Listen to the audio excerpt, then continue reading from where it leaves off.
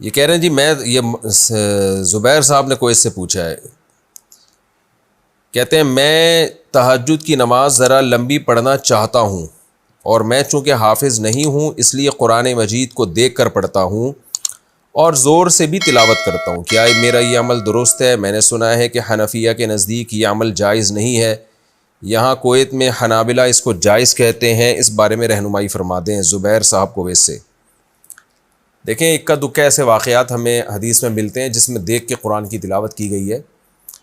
لیکن حنفیہ کے نزدیک یہ منسوخ ہے، یعنی ابتدائی اسلام میں اس کی گنجائش تھی، کیونکہ بعد میں ہمیں صحابہ تابعین میں عمومی رواج ایسا نہیں ملتا،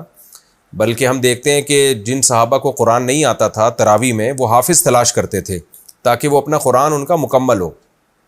یہی وجہ ہے کہ حضرت عمر رضی اللہ تعالیٰ عنہ نے جب لوگوں کو دیکھا کہ وہ مختلف ٹکڑوں میں کھڑے ہو کر رمضان میں تراویح پڑھ رہے ہیں، عشاء کی نماز کے بعد نمازیں پڑھ رہے ہیں مختلف ٹکڑوں میں، اور پڑھ کیوں رہے ہیں کہ جس کو جو حافظ ملا تو اس نے اسی کے پیچھے نیت باندھ لی تاکہ ہم پورا قرآن سن سکیں یا قرآن کا بہت زیادہ حصہ ہم سن سکیں۔ تو حضرت عمر نے ان کو ابی بن کعب رضی اللہ تعالیٰ عنہ پہ جمع کر دیا۔ تو اگر اس کی ایسی اجازت ہوتی تو پھر تو دیکھ کے تو بہت سے لوگ پڑھ سکتے ہیں، تو ان کو کیا ضرورت تھی کہ وہ حافظ کو تلاش کرتے؟ تو اس لیے حنفیہ کا موقف اس بارے میں کمزور نہیں ہے، اور وہ یہی موقف ہے کہ دیکھ کے تلاوت نماز میں جائز نہیں ہے۔ تو ایسے اکا دکا جو واقعات ملتے ہیں اس سے اصول اور کلیات کا استنباط نہیں ہو سکتا، اس کے مقابلے میں جو ہمیں عمومی عمل جو اسلاف کا نظر آتا ہے، جو عمومی عمل جو صدیوں سے چلا آ رہا ہے، وہ یہی ہے کہ جو حافظ ہے وہ اقتدا کرے، وہ نماز پڑھائے، اور غیر حافظ اس کی اقتدا میں نماز پڑھے۔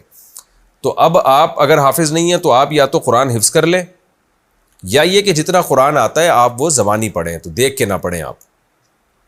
اور رہا مسئلہ کہ حنابلہ اس کو جائز کہتے ہیں، تو دیکھیں چاروں فقہا برحق ہیں، لیکن فالو ایک کو کرنا چاہیے، اسی میں انتظامی معاملہ ہے یہ، کیونکہ اگر آج وہاں کل وہاں تو یہ دین کے ساتھ ایک مذاق بن جاتا ہے۔ اس پہ میں کئی بار اس کے سائیڈ ایفیکٹ بتا چکا ہوں، اور میں کیا بتا رہا ہوں، ہمیشہ سے علماء اس کے نقصانات بتاتے چلے آئے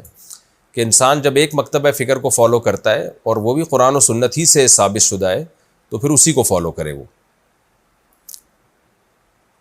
بینک میں انویسٹمنٹ کر کے ماہانہ پروفٹ لینا، اس کی مثال میں دے رہا ہوں کہ جیسے آپ حنابلہ کے مسلک کو اگر فالو کرتے ہیں نا اس میں